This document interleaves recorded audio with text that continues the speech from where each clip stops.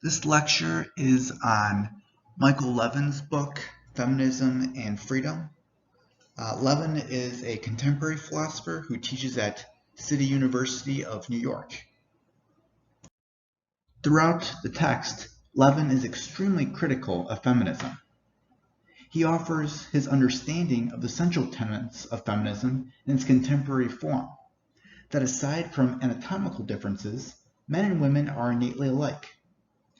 Infant boys and girls are born with virtually the same capacities to acquire skills, and if raised identically, they develop identically. That men unfairly occupy positions of dominance, and the myth men are more aggressive has been perpetuated by raising boys to be orientated towards mastery, and girls geared towards people. If this stereotyping ceased, leadership would be equally divided between the sexes, and that these desirable changes pertaining to gender equality will require the complete transformation of society. Levin rejects the central tenets of feminism and talks about how feminism is founded in environmentalism. Environmentalism is the denial that innate sex differences have anything to do with the broad structure of society. Feminists interpret the differences of behavior between men and women as societal constructs to benefit men unfairly, instead of recognizing any innate gender differences that might explain why men and women behave differently. Levin isn't saying that men are better than women or women better than men. They simply have innate biological differences that lead them to behave differently. Levin says most people find the existence of innate sex differences self-evident. There are no highly evolved species whose males and females behave identically. The innateness of a wide range of sex differences in humans is uncontroversial within the scientific community. Anyone who has been a parent for many years has more than enough evidence that boys and girls are different. Feminists believe women are unfree under patriarchy. Yet, Levin asks, how can women be unfree under patriarchy when so much characteristically female behavior is done freely without the coercion of men? Some examples Levin gives is women voluntarily subordinate themselves to their husbands. Women voluntarily choose to give up their career to be stay-at-home moms and housewives. Women want the man to take the dominant role in the relationship. A feminist response would be that while women under patriarchy may be doing what they want, the conditions their desires were formed by were constrained by patriarchy. Patriarchy led them to desire to be submissive and dependent on men. Women have had no chance to acquire different wants. But Levin says women not having chosen their wants is a bad reason to deny women are free, since no one chooses their wants.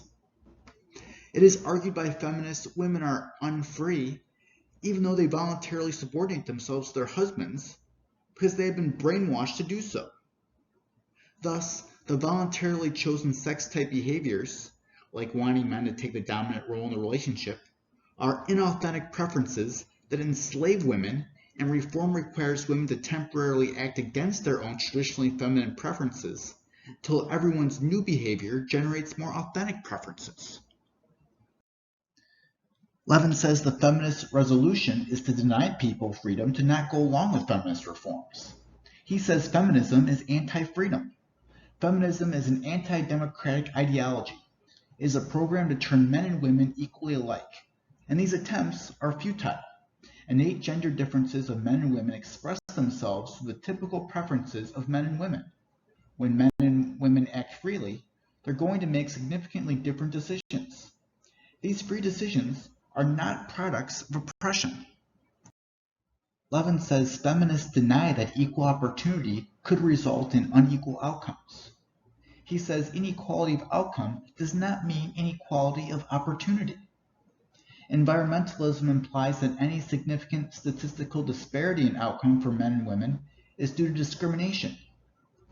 He says equalizing the sexes in personal behavior demands much surveillance and interference. However, it's impossible for big government to overcome the biological inevitability of unique sex roles.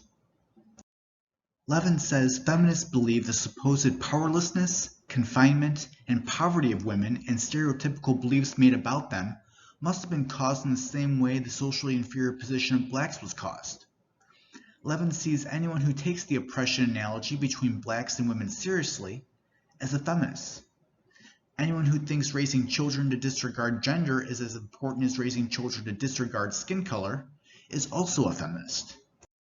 Levin sees hostility to capitalism and admiring Marxism as virtually another distinguishing mark of feminism. Levin says feminists are suspicious of the family, attributing to sexual inequality. Levin says 19th century feminism differs from contemporary feminism. He says it's a distortion of history to view the suffragettes of a century ago as forerunners of today's feminists. They were concerned with well-defined legal reforms and understood innate sex differences between men and women. Levin says contemporary feminists truly lack the need to reform any laws. Private discrimination against women has been illegal since 1964. Public discrimination at the state level has been illegal since 1972. The actual state of affairs is that there is an extensive institutionalized preference that favors women over men. Levin says there has been a false patriarchy narrative of human history. Women in past eras suffered much that would be considered intolerable today. But so did most men. Women didn't vote until the 20th century. However, hardly anyone voted until the 18th century. Levin points out that women are generally well off in relation to men. Women live longer, enjoy better health, are less prone to insanity, less prone to alcoholism, less prone to drug abuse. The female felony rate is 5% of the male rate. And Levin says that even far older than the notion of universal rights is the idea that men must protect women, and men have endured enormous hardships protecting women. If sex roles really are to be perceived as men receiving dominance in exchange for the risk of violent death, it is hardly clear men got the better deal. Levin says that no doctrine is more influential in shaping institutional and public life than feminism. Under federal law, a prospective employer is forbidden to ask a female job applicant if she plans to have children. The Supreme Court has outlawed pension plans that use the greater lifespan of women as a factor in computing premiums. Public speakers can no longer use he or man as gender neutral comfortably. The quota mentality now dominates all phases of employment, where a certain amount of women have to be hired. Levin points out the feminist censorship of school books. The courts have involved themselves in university tenure decisions involving women. The courts have heavily penalized organizations for failing to pay women what the courts deem they deserve. National TV networks instruct their writers to include non-traditional women in every script. In France, the government passed a law forbidding the proportion of male candidates in local elections to exceed 70%. Levin says ideology has been thoroughly spread that women have been and remain systematically mistreated. And he also says that gender differences have been extremely minimized. There's a strong belief women need to work outside the home, and there's an understanding the elements of a satisfying life are essentially the same for men and women. Levin says certain generalizations about men and women are rooted in biology and should not be ignored. To say that men instinctively protect their families is to say that men are programmed to learn what is in their environment counts as a threat and find what is available in the environment to counter these threats. An Eskimo father storing blubber and an American father buying life insurance may both be acting from the same identical biological drive for protection. Many sex differences, such as the discrepancy between girls and boys in mathematics, appear or become heightened at puberty.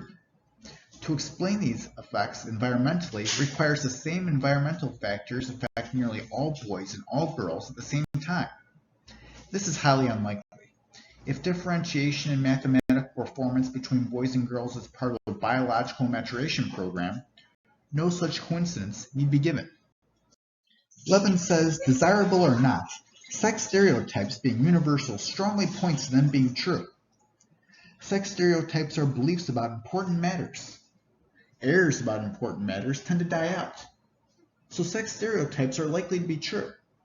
Why has every society socialized boys and girls differently in the first place? If males and females have equal genetic predisposition for aggression and nurturance, why not have half all human societies encourage women to be aggressive and men to be nurturing? Environmentalism must treat this as a coincidence or fall back on a male conspiracy theory. Levin says culture itself is a product of men and women freely acting out their innate dispositions. Innate dispositions are greatly what produce the culture. Levin says there is widespread agreement among cognitive scientists that males excel at spatial and mathematical skills, while females excel in verbal skills. These differences appear in childhood, increase during puberty, and stabilize thereafter. Girls begin to speak easier than boys. The male advantage in mathematical abstraction is found greatest on tests involving geometrical reasoning. This male advantage in mathematics isn't a result of girls simply not performing as well on tests than boys due to higher anxiety level in girls, because of how girls outperform boys on the verbal portion of the SAT. If boys are steered to mathematics because of the stereotype of math being masculine and not through a male biological drive, where did the stereotype come from? What's so inherently masculine about numbers? Levin says it's simpler to explain the perceived masculinity of math as a product of males being more biologically inclined to excel at math. That there is a stronger male inclination to manipulate physical objects than female inclination has been found in studies of behavior. Even as infants, males tend to be more interested in objects than people. Female infants respond more readily to the human voice than male infants. The male is inclined to express his intention in action, while the female in communication. These differences manifest themselves early in life in a variety of ways. Boys and girls are equally sociable, but boys and girls differ in the kind of social skills they exhibit. Boys' interest in other people is functional. Can they play games or build a treehouse? Girls seek out more intimate personal relationships. Levin says Darwinism explains sex differences when it comes to power hierarchies. Men with genes that program desire for intercourse with as many females as possible and a readiness to battle like-minded males for access to the females are more likely to survive. A female does best by choosing a male who demonstrates the willingness and ability to protect her and her offspring by victory in those battles with other males. A biological tendency to withhold sexual favors as a reward for the daring male is selected in females. The enjoyment of shining before females and vanquishing other males is biologically selected in males. Males enjoy courting, and women enjoy being courted. Levin then offers examples of this kind of sexual selection occurring in the animal kingdom. And if this kind of sexual selection occurs in the animal kingdom, it is more plausible that this Darwinist sexual selection theory is true for humans as well. And if this Darwinist theory is true, then men probably are innately more competitive than females. Levin says men being innately more aggressive than women has concrete implications. From the beginning of the historical and archaeological record, males have devoted an astonishing measure of their energy to killing each other.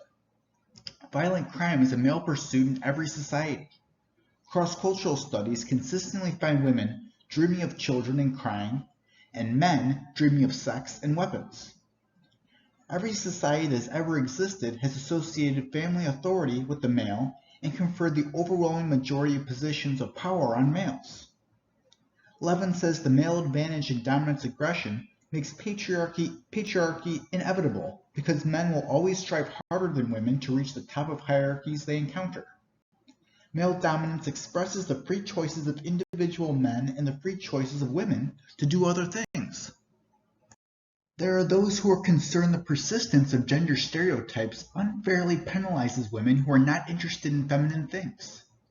Levin says, while a woman with interests that aren't typical of women may face difficulties through gender stereotypes, these difficulties must be balanced with the benefits of stereotyping men and women.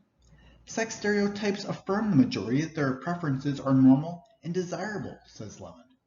While the one woman in 50 who does not want children may be made uncomfortable by the message that there is something wrong with her, the same message is reinforcing to the other 49. Men and women do different sorts of work, and women earn lower average wages. Levin says the question being raised should not be whether women are receiving the same pay as men for the same work.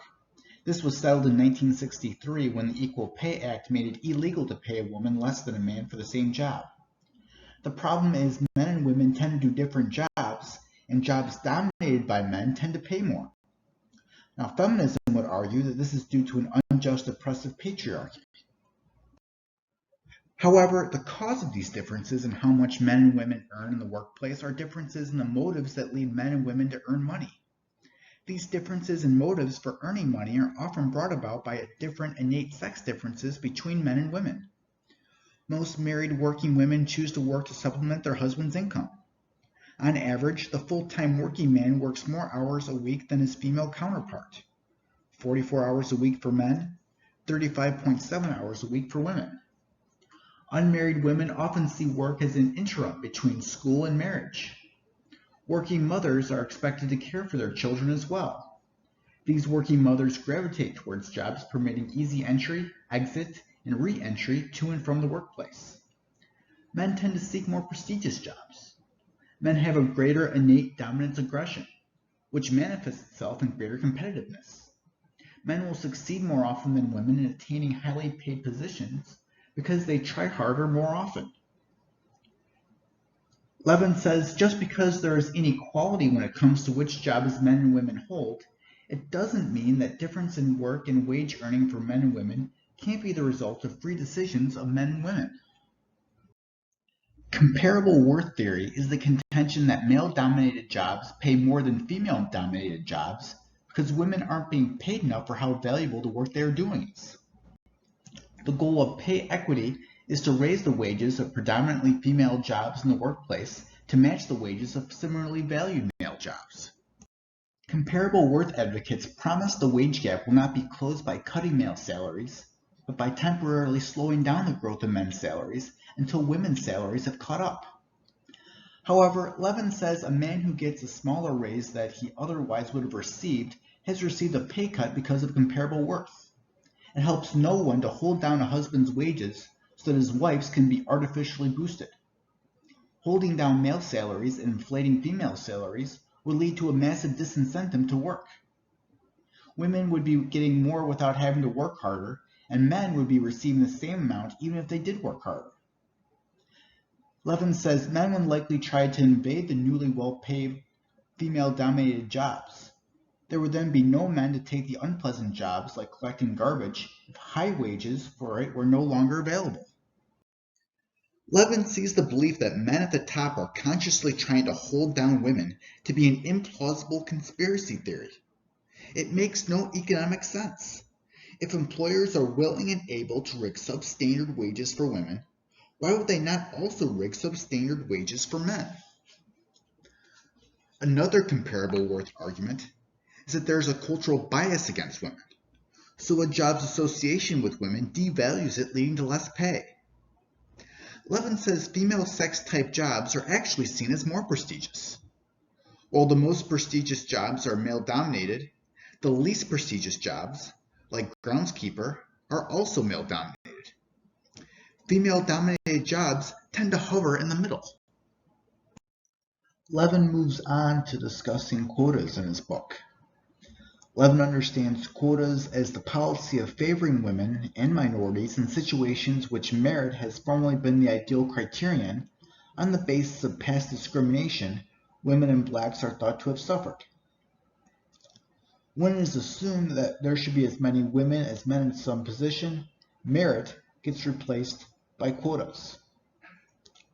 The government incentive for the adoption of quotas tends to be the threat of termination of funds.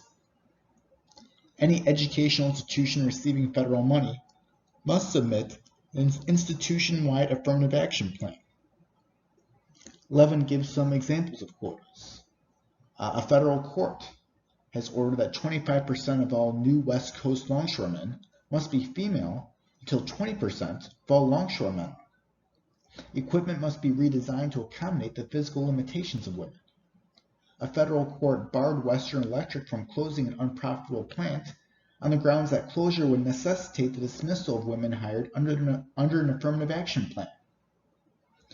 Levin says quotas have nothing to do with giving someone a job they were discriminatorily denied.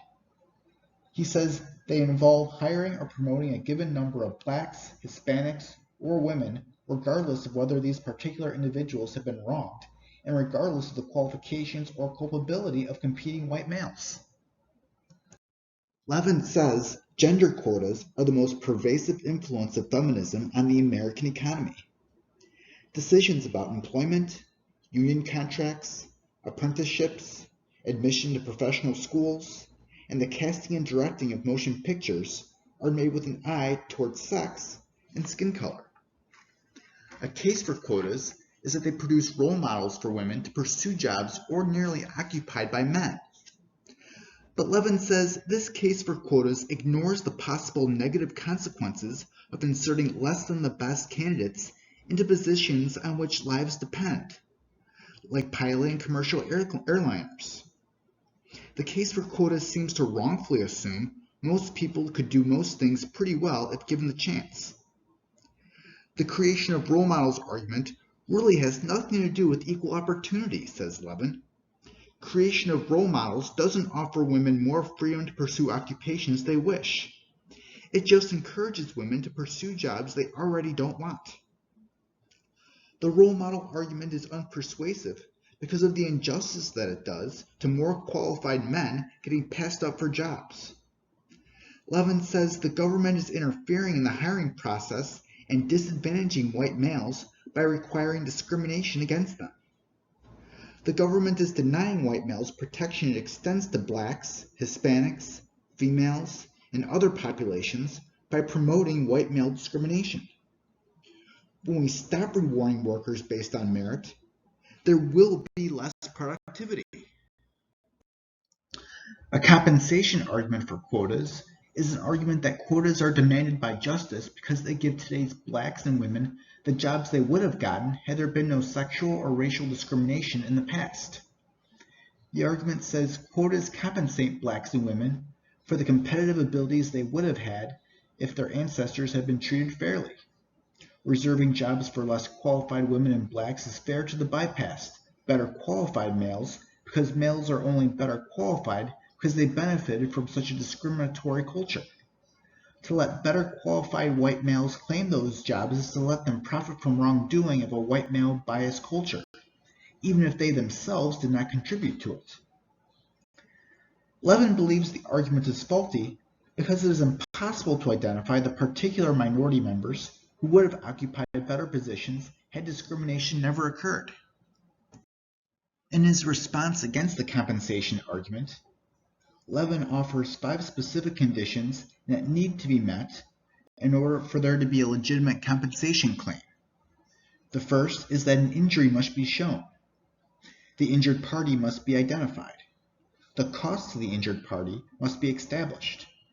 Those who inflict or profited from the injury must be identified. And restitution must be feasible. Levin says that no injuries have been the result of sex stereotyping, so advocates of gender quotas must be forced back on the psychological injury of sex stereotyping. But Levin says that sex stereotyping hasn't been the result of injury, but is merely the inevitable manifestation of innate sex differences. Levin says the inability for injury to be shown by sex stereotyping makes it unnecessary to ask who the injured by sexist discrimination were. Levin further asks, how is it knowable which women would have gotten ahead of which men had the situation been fair? He says black disadvantages at least appear traceable to past wrongs because blacks form a coherent subgroup within the general population. But women do not form an autonomous subpopulation the way blacks do. Women's ancestors are everybody. The average woman is assumed to have gained as much from her father's ill-gotten advantages as she lost from her mother's underserved handicaps. Levin points out that women marry men. For most practical purposes, a wife has full use for her husband's assets. If the average man is better off than he should be because the average woman is worse off, they combine their resources and split the difference when they marry. Whenever a man loses a job to a woman, just because he is a man, his wife is deprived. While gender quotas compensate some members of the alleged female victim group, they deprive other women. Levin says that dominance aggression, the ability most crucial for success in competitive situations, is physiologically determined to be greater in men. Women do not want to get to the top as much as men do. The lack of female drive to get to the top is hardly an injury. Levin says quotas require the award of jobs to individuals who assumingly are not the best able to perform them, and in some cases absolutely unable to perform them. Thus, quotas are not feasible ways of making compensation or restitution. The dancer with a crippled foot by the careless piano mover does not ask the moving company to hire him to perform. After all, it is due to the company's negligence that he can't dance well anymore. He asks for the monetary equivalent of his lost skill, not the right to do things he is no longer able to do. It is therefore odd that compensation for women should take the form of jobs when the grounds for compensating them is the lack of skills necessary for those jobs. Levin talks about publishing houses who endorse texts for children that promote a feminist agenda. Silva Burdett demands that no occupation should be shown as reflecting masculinity or femininity, and textbooks which avoid male and female stereotyping will more accurately represent reality. McGraw-Hill prescribes women and girls should be shown as having the same abilities, interests, and ambitions as men. When these guidelines acknowledge gender differences at all, they attribute these differences exclusively to socialization and discrimination. Macmillan says, because of the societal rules that have been traditionally assigned to our culture to women and minority people, white males are credited with most of the significant achievements in science. Even so, artwork or science books should depict women and minority people at least 50% of the time, avoiding sexual and racial stereotypes. Girls must not be shown mostly indoors and hovering near doorways, sheltered from the elements, carrying umbrellas when boys are not. Motherhood is an activity that's never portrayed favorably in these guidelines. Given these guidelines, the books that result are unsurprising. Levin mentions children's stories of girls being more assertive and boys being more passive. Meg was practicing karate while the boys had lain in hammocks all afternoon. Children's books of every sort have been transformed or relied on featuring women in improbable positions of command, physical strength, and expertise. Princesses slay and rescue dragons. Female firefighters shovel coal. Women man work crews. Women serve as subway engineers and railroad inspectors. Richard Scarry's classic books for children have been revised to suggest that the police force of an average town is largely female. Dialogue is so arranged that every bit of information supplied by a male character is matched by an equally knowing comment from a female character. Levin sees the feminist depictions in children's literature to be dishonest. These men and women are not airline pilots or batting champs. While fairy tales and children's literature are fiction, they still express metaphorical truths. Beauty and the Beast promotes the message that love redeems. Pinocchio promotes that courage is good. But feminist tales make no claim to metaphorical insight and are meant to be taken as literally true. In his text, Levin goes on to talk about feminism at colleges. The most common justification for women's studies programs is women experience the world differently from men. However, this contradicts the feminist environmentalist belief that men and women do not inherently differ, says Levin. It might be argued that there is a distinct female view of the world due to women's oppression, not their inherent differences from men. But in that case, the appropriate courses should be based on the perspective of oppressed people in general, not specifically women. There is a feminist argument for women's studies programs that virtually every subject has been developed by men, so it's time for women to have a fair go. But Levin says this argument cannot be taken seriously because the university curriculum is already sex neutral. Material is taught when it is judged by competent scholars of the relevant discipline to be significant. Calculus classes are offered because calculus is important in describing nature, not because men invented it. There is a feminist argument that equal time should be given to men and women when it comes to studying history as an academic subject. Levin sees this equal time principle to be useless for assessing what is historically significant enough to be covered in a history text. The world's women do not form a coherent group history. They do not have their own unique geographic location or cultural distinctiveness. They don't have their own myths, art, or language. What they have in terms of culture is shared with by men. All that a modern American woman shares with the wife of a 5th century Chinese peasant are the biological-based traits that feminism minimizes or denies. Levin says certain periods and groups have had more of an influence on humanity than others, so these periods and groups should be given greater prominence in historical accounts. It is how this world came to be that historians are trying to understand. Predominantly male activities like technology, war, and law meet the criteria for significant historical phenomena more fully than the activities of women. Levin says women can certainly be subject of respectable coursework, but such work should be done in traditional departments, not a women's studies department. The nature of gender differences are empirical questions that can be studied in biology, psychology, sociology, political science, and history. This kind of study will differ greatly from the feminist ideology being proclaimed in women's studies courses. Levin points out that governments have thrown their weight behind feminism in higher education. Everyone who has ever served on an academic hiring committee has been told by senior administrators that some appointment has to go to a woman. Every hiring decision at every university has to be approved by its affirmative action office.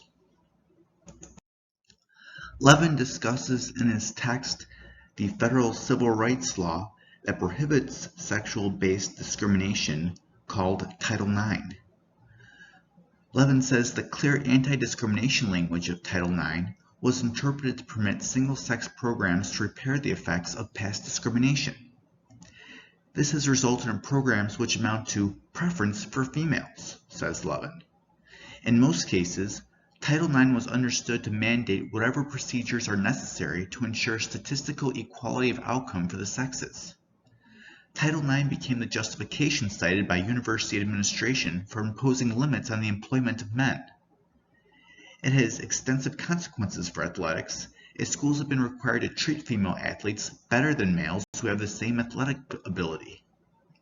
Levin points out that the funds used to get schools to discriminate against men have coercively been collected from the public.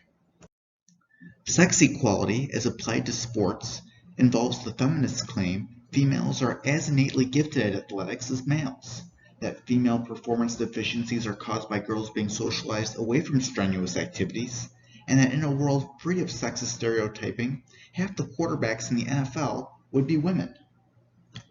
Levin rejects the feminist claim females are as innately gifted as males at sports because he sees innate biological sex differences as giving men a clear advantage. He says he has been unable to locate a single feminist source which absolutely acknowledges an innate sex difference in the physical factors relevant to performance, even though most radical feminists are supposed to acknowledge anatomical differences between men and women. He says the reason for this reluctance is clear. Once differences in outcome for men and women in any area of society is acknowledged to be based on biology, common sense will want to explain other aspects of society in terms of biology as well. It's extremely unlikely that innate sex differences manifest themselves in sports and nowhere else. Faced with this dilemma, feminists simply deny or ignore innate sex differences. Sex differences in physical strength have been studied extensively by the U.S. Army. Women have about 55 to 58% of the upper body strength of men. The average woman is only about 80% as strong as a man of identical weight. Women exhibit only 60% of the shoulder strength of men. Levin says females can't hold their own to males in sports. There might be a handful of females who could hold their own with the college basketball varsity in some divisions of play, but it is doubtful that any female could play in the NBA. There is a feminist demand that equal financial attention be paid to both sexes when it comes to sports, that scholarships should be equalized and coaches of women's teams should be paid as much as men's teams. Levin says this demand raises questions of practicality. Colleges profit from their major sports, and girls' sports do not attract the gait of boys' sports. asking male and female athletics to be funded on equal levels involves asking male athletics to financially support female athletics, or to terminate some male athletic programs so female athletic programs can be further funded. Levin mentions the men's athletic teams that have been cut to afford matching girls' teams. The large number of medals won by female athletes in the 1984 Olympics was widely cited at the time as vindicating Title IX. But less recognition was given to those American males who might have won medals had their funds for their training had not been eliminated due to Title IX. This was a burden placed on them by the state simply because they happened to be males. Levin says colleges are legally required to reserve scholarships for females who are inferior in ability to hundreds of males who, presumably, would eagerly compete for these scholarships if the law allowed sex-neutral standards.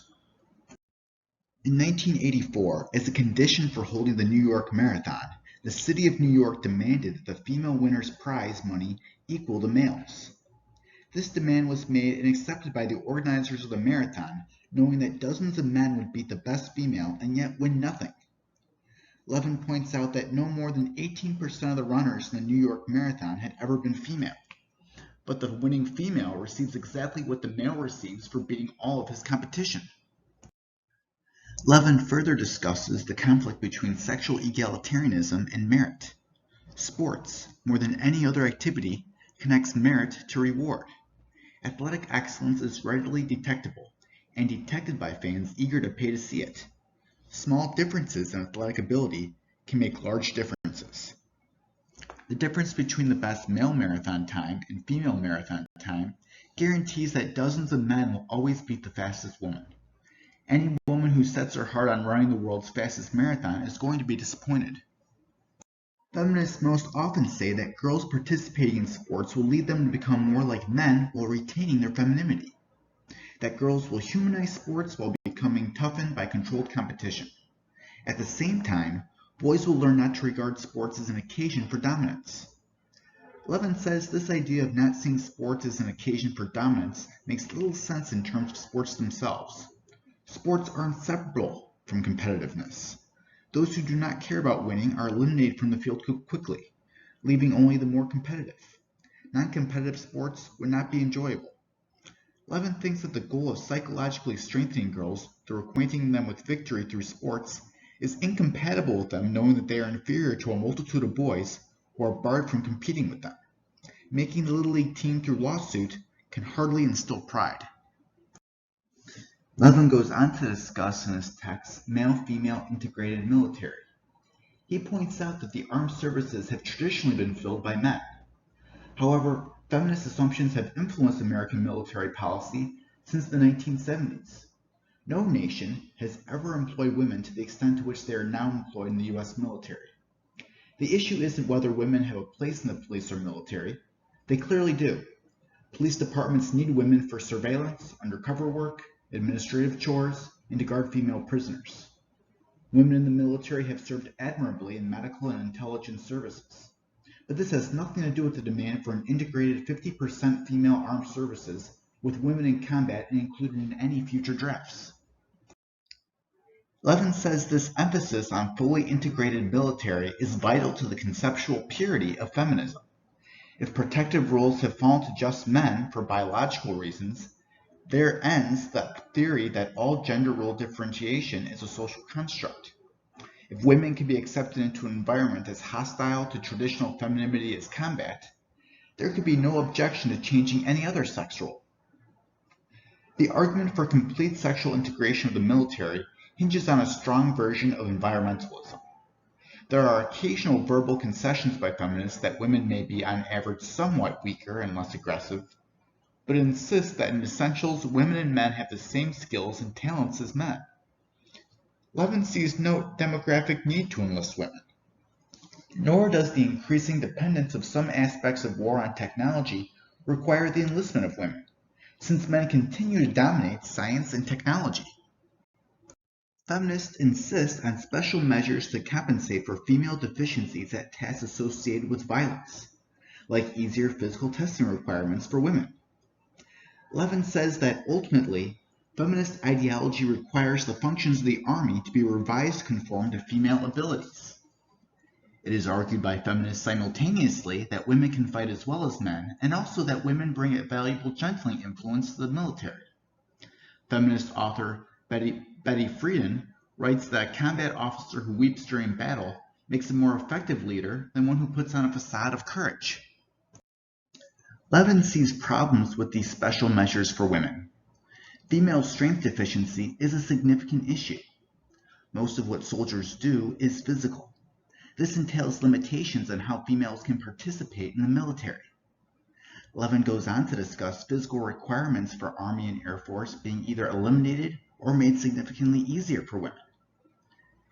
In 1981, the Army undertook a review of its assignments of women to physically demanding positions and positions near combat, called its Women in the Army Policy Review. It found that 90% of the Army's positions call for upper body strength. 74% of Army personnel must lift at least 65 to 85 pounds. A number of positions require lifting over 100 pounds with frequent lifting of 50 pounds. Even though 3% of women can perform very heavy tasks, as opposed to 80% of men, the Army had assigned 42% of its women to very heavy tasks. Levin says these statistics even actually overstate female strength as it relates to military service. These statistics are frequently based on single trial tests, rather than repetitions performed under time limitations. So for example, 11% of the females tested in the Women in the Army Policy Review study could lift 100 pounds as opposed to 92% of the men tested. But Levin says a more realistic question is if the number of women able to lift 100 pounds on a sustained basis, as soldiers must do in combat.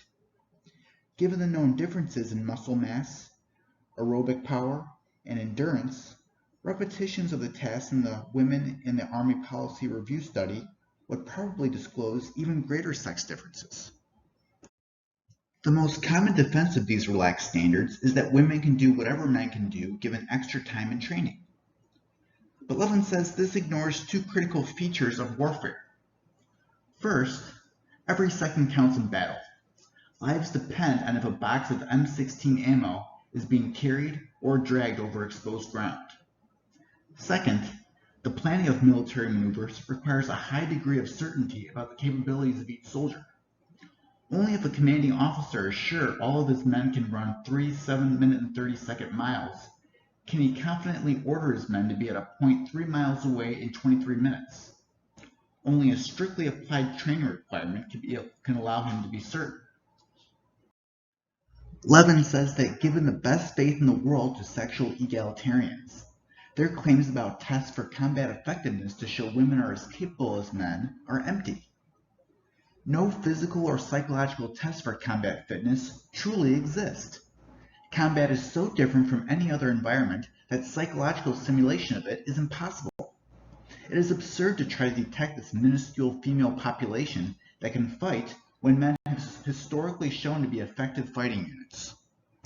Levin points out that sexual integration of the armed services is expensive. It is not clear why millions of dollars must be spent to find the one woman in 1,000 able and willing to lift heavy truck tires when there will always be someone in an all-male motor pool who can lift them. The U.S. military has spent a great deal of money on a wide variety of special provisions for women, like redesigning army boots, seats in helicopters, underwear and trousers, flash vests, gas masks, helmets, and uniforms.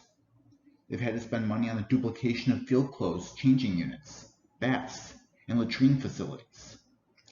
The medical support base of the military has had to be expanded to include physicians with expertise in gynecological problems. Pregnancy is another issue unique to sexually integrated military. At any time, 10 to 15% of the females in the Army are pregnant. It must be contended with that female soldiers will not report for duty because they cannot find babysitters. In the event of emergency, pregnant female soldiers in critical positions will have to be evacuated and others will be absent from duty seeking shelter for their babies. An argument for women in fighting positions is that the next war will be fought by technicians pushing buttons, and women are just as capable as men in this regard. Levin sees this argument overlooking sex differences that go far beyond difference in physical strength. Women are more likely to see their target as people. This could lead to a response that may inhibit females from pushing the button at the critical moment. Assigning women to button-pushing positions is an unnecessary gamble, says Levin, since men, not women, have historically demonstrated the ability to treat war as a game and kill impersonally on command. Levin says sexually integrated military can hurt troop morale. There are many things that can go wrong in a mission with even the best planning and adequate supplies. Gender conflicts offer one more unnecessary variable that can hinder a mission. Over the centuries, male soldiers have undergone various forms of hazing that have been part of the honing process that helps form them into a war machine. Such rites of initiation would likely be perceived by women as sexual harassment when it has no such function. There is reluctance of many men to subordinate themselves to a woman. Orders given by women may lack the psychological weight that attends orders given by men. One manifestation of male dominance aggression is the male desire to dominate male-female encounters. Male competition for women can be disruptive. Falling in love can emotionally distract attention from important military goals. Male bonding is inclusive and builds a small group of men into effective fighting units. Unlike male-female bonding, it excludes competing loyalties. The brawling, drinking, vulgarity, and sexual bragging of young men in groups cement the male bond. Young men in groups often risk death rather than be thought screw-ups by their male companions and authority figures. The universal aversion to seeing women slaughtered also counts against the effectiveness of a sexually integrated military. Levin talks about how other protective services have been forced to abandon the use of sex-neutral standards. He discusses the attempt to sex-integrate the police and fire departments. In 1977, 88 women filed a class action sex discrimination lawsuit in federal court against the New York City Fire Department because they failed the entrance exam physical component. The court found in favor of the plaintiffs, agreeing the strength test was not job-related. The court ordered the New York Fire Department to construct a special, less demanding physical examination for female candidates, with males still held to the more difficult standard. Instead of hiring the highest scorers on its combined written and physical tests, the New York Police Department hires at random among candidates whose combined scores exceed a minimum cutoff. In 1985, the New York Police Department announced that it intended to make a physical test easier, since 30% of female applicants, as opposed to 1% of males, failed it. And it was announced the New York Police Department would be sued if it kept the test. Levin addresses the position that sexist language where mankind refers to both men and women and the generic he refers to both men and women is equivalent to racist language. Feminist objections to current speech patterns are they reflect the inferior state of women and that they insult women by making them invisible.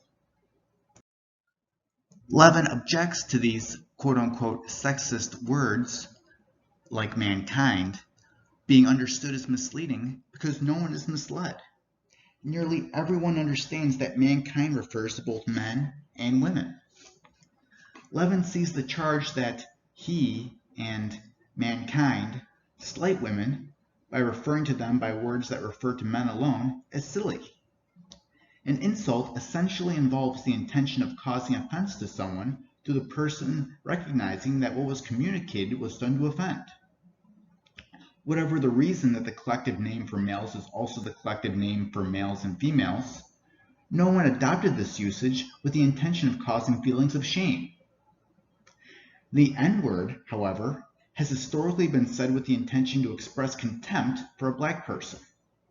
The generic he has no similar history. Levin devotes a considerable amount of his text to discussing the relationship between feminism and family. Feminism sees the family under patriarchy as a one-sided sexual bargain where the wife settles for exploitation. Levin sees it beyond reasonable doubt that many thousands of marriages have been ruined as couples have tried to conform their sex lives to feminist imperatives. A woman will not find sexual satisfaction with a man who has internalized the belief that he must not be dominant, but treat her as an equal. Housework is a particular object of feminist scorn, and there is a feminist preoccupation with the most negative aspects of motherhood. One can read the entire corpus of feminist writing without learning that most women find motherhood their greatest satisfaction. Women's innate desire to care for their children is the simplest explanation of the universal expectation that women will be the ones to do it. The idea that men could mother children as diligently as women if suitably socialized does not withstand empirical data. There is abundant direct evidence of mechanisms that bond mothers to newborns during the first hours after birth. Feminist Betty Friedan talks about how women need both children and power, identity, status, and security through their own work. Thus, women need childcare options and restructured jobs, flexible working hours, and maternity leave. Levin says rates of childlessness, divorce, and failure to marry rise steeply for women in careers. The principal critic of the idea that work should be arranged that any woman, any mother, can claim her right to work at a dignified and well-paid job are children. Children are uninterested in their mother's personal growth. Children are not shy at demanding attention at inconvenient times. And children will not take a half hour of quality time as compensation for a day's absence. Anne Oakley argued in Sex, Gender, and Society that a woman need only devote 3% of her lifetime to child rearing and devote the rest to a career. She calculates that a woman will wish to take it easy during the final months of pregnancy and care for her child through infancy for a total of about 2.5 years out of a lifetime of 75. Levin objects that this estimate assumes that a woman will have one child who will no longer need care at age 2. More realistic assumptions involve a woman who will have at least 2 or 3 children. She will wish to spend at least 3 years with each one, with the pregnancy spaced out. She will thus spend a decade in maternal pursuits during the years crucial for career development, make it impossible for her to realize herself to the same extent men do. The absolute practical limit on the number of children that can be born by a woman interested in full-time work is 2. Levin has concerns for how a society can survive with such a low replacement rate of 2 children per household. If society disappears due to so few pregnancies, it will be pointless to wonder how the women in that society can flourish. The demand for publicly subsidized daycare usually employs the language of freedom. The argument is made that not funding daycare keeps women in the home, while funding it gives women the freedom to stay or leave. But Levin says publicly funded childcare achieves no gain in liberty, since those forced to pay for it through tax dollars don't get to decide what to do with their money. Regarding daycare, Levin mentions the large-scale rearing of children by strangers is new to human history. So it is wise to place the burden of proof on those who advocate children being raised by nannies that it does no harm. Maternal care is more likely to produce happy, autonomous adults than care by paid nannies. Clinicians are unanimous that a child needs the complete attention of his mother for at least his first year and continuity in his personal caretaker for at least his first 3 years for the best chance for acceptable personal relations later in life. In every society, a child's upbringing has been the responsibility of close blood relations, with his daily care a female task and protection a male task. According to standard theory of personality, autonomous growth is best fostered by a strong male figure and a nurturant female figure. Children originally learn to control their impulses as a means of gaining their parents' love. Lack of self-control will later result in abnormal readiness for aggression. His mother's unconditional love teaches him that he is basically good. His father's respect instills a sense that he is competent. Later in life, a boy will have to win the love of a woman and the respect of other men. Happy experiences with his parents serve to give him confidence that he will succeed. Feminism has caused a major rift in discussion of child rearing. From discussion of what is good for children during the years that their personalities are most influenced by their parents, to how soon this period can be gotten over so mothers can get back to the important business of working. Levin says feminism is born out of hatred towards men and self-hatred. He suggests that feminist rage is directed at the father. This helps to explain feminist dislike for womanhood. The briefest glimpse at feminist classics will uncover descriptions of traditional women as small-minded, jealous, irrational, dependent, selfish, possessive, and passive. Feminists will add they like women, per se, but are only describing what has become of women under patriarchy. Levin rejects this distinction. Women have always been this way. To dislike what something has always been, in this case women, is to dislike the thing itself. It is not femininity in the abstract that feminists hate, but their own femininity. Nothing could have produced this anger at men and hatred of self but a childhood where femaleness went unconfirmed by a bad father with perhaps a domineering mother.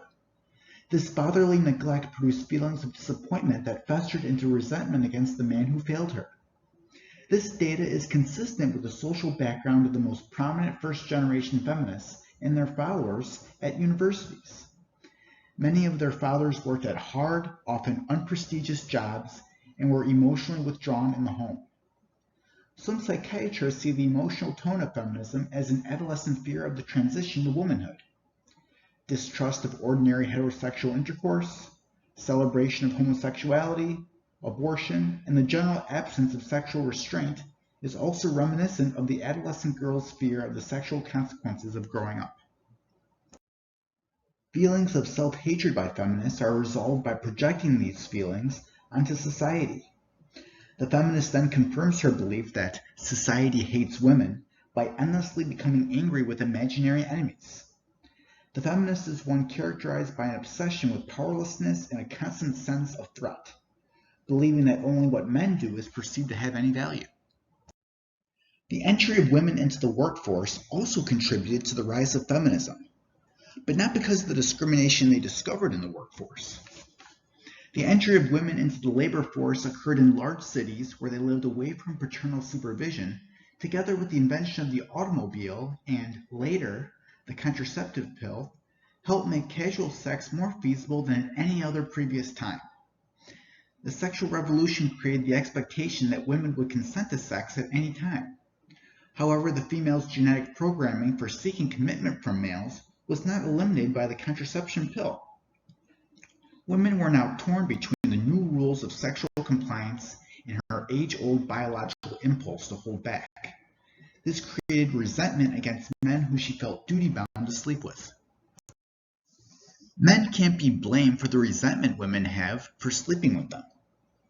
Men acted in character throughout the sexual revolution, seeking as always to implant their seed as much as possible. What changed was now for the first time in human history there was a lack of female noncompliance for men to control their promiscuous impulses. Having been instructed that there is no longer a distinction between chaste, classy women and whores, men began treating all women as whores. Feminists in search of culprits for the perpetual adolescence of the contemporary male might begin by looking in the mirror. It's possible the women continuing to compete against men has led men to shirk their responsibilities towards women. Levin says restoring the male sense of responsibility may require withdrawal of women from male areas and a renewal of the traditional femininity that feminists despise. Levin is not optimistic that women will creep to a position of equality with men, or that female participation in traditionally male activities will continue at the level it does. Success in pursuits outside of the family goes against deep-seated female impulses. Women romantically seek men of higher status than themselves. For the same reason, females have historically sought to mate with the alpha male who has proven his ability to protect her and her offspring. The higher a woman climbs in a hierarchy, the fewer men she will find appealing. Since males prefer to dominate sexual bonding pairs, the fewer men she will appeal to. Male and female genetic inclinations make a far greater impact than feminists believe they do. Feminists, in the end, are asking women to make themselves unattractive to men and to forego love and children. Levin believes feminism will eventually be forgotten, commanding only the loyalty of barren women whose genetic lines are running to extinction.